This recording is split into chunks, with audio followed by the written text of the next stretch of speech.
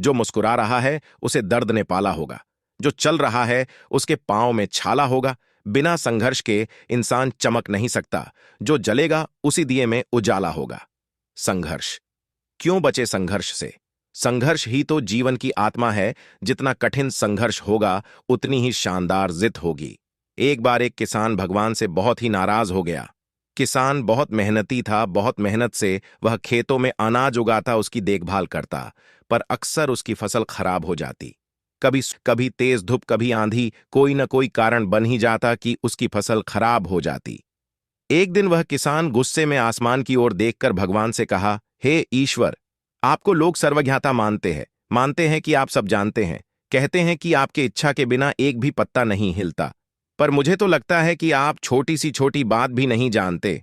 आपको तो ये भी नहीं पता कि खेती-बाड़ी कैसे करते हैं।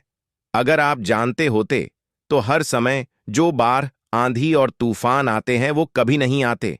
आप नहीं जानते कि कितना नुकसान उठाना पड़ता है हम किसानों को। यदि आप मेरे हाथ में यह शक्ति दे दें कि जैसा मैं चाहूं वैसा मैं मौसम कर दूं, फिर आप देखना मैं अन्न के भंडार लगा दूंगा। भगवान इस किसान के तीखे वाक्य सुनकर मुस्कुरा रहे थे और वह किसान के सामने प्रकट होकर बोले, मैं आज से तुझे यह शक्ति देता हूं कि तुम अपनी खेतों पर तुम्हारी जैसी इच्छा ही तुम वैसा मौसम कर दोगे। मैं बिल्कुल भी दखल नहीं दूंगा, तुम्हारी इच्छा से सब कुछ होगा। किसान बहुत खुश हो गया।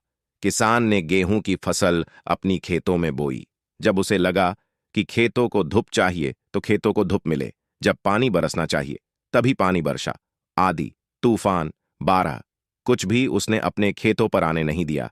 किसान के खेत में इस वर्ष ऐसी फसल हुई जैसी कभी नहीं हुई थी। हरी भरी लहलहाती फसल। मन ही मन वह बहुत खुश हो गया और सोचने लगा, अब सबूत के साथ दिखाऊंगा भगवान को कि इससे कहते हैं शक्ति का सही उपयोग। मेरी सफलता देखकर उन्हें अपनी नियम जरूर बदलने पड़ेंगे। कुछ दिन गुजरे, फसल कटने को तैयार हो गए। किसान बहुत उत्सुकता के साथ फसल को काटने लगा, पर जैसे ही उसकी नजर गेहूं की बालियों पर गया तो उसने अपना सिर पीट लिया और वह रोने चिल्लाने लगा। गेहूं की एक भी बाली के अंदर गेहूं का दाना नहीं था। सारी बालियां अंदर से खाली थीं। किसान बहुत दुखी हो गया। उसने भगवान को रोते हुए फिर पुकारा, हे प्रभु, तुमने ये मेरे साथ क्या किया? क्या तुमने मुझे कोई सजा दी? भगवान बोले, पुत्र, ये तो होना ही था। तुमने पौधों को संघर्ष करने का मौका ही कहा दिया। ना तो तुमने उन्हें आंधियों से जूझने दिया, ना तेज बारिश से सहने दिया और ना ही धूप में तपने दिया। एक भी चुनौती का सामना तुमने उन्हें नहीं करने दिया। इसीलिए सारे पौधे अंदर से खोखले रह गए। जब आंधी, तूफान, तेज बारिश और धूप पड़ती है तभी ये पौधा अपने अस्तित्व को बचाने के लिए संघर्ष करते हैं और इसी संघर्ष से एक बल पैदा होता है जिसमें शक्ति होती है, ऊर्जा होती है। और यही ऊर्जा पूर्ति तेरे गेहूं के दानों की तरह जो नहीं फूटी, तूने उन्हें कठिन परिस्थितियों से गुजरने ही नहीं दिया जहां उनके अस्तित्व का जन्म होता। सारे बालियां इसीलिए खाली है, इसमें एक भी गेहूं का दाना इसलिए नहीं है क्योंकि तुमने अपने पौधों को संघर्ष कराया ही नहीं। याद रखिए, स्वर्ण में सवर्णीय आभा तभी आती है जब वह आग में तपने, गलने और हथौड़े से पीटने जैसे संघर्षों से गुजरता है।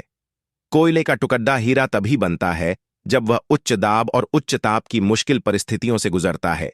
इसी तरह यदि हमारी जिंदगी में कोई संघर्ष ही ना हो, कोई चुनौती ही ना हो, तो हम भी गेहूं की बालियों की तरह खोखले रह जाएंगे। कोई अस्तित्व नहीं होगा हमारा।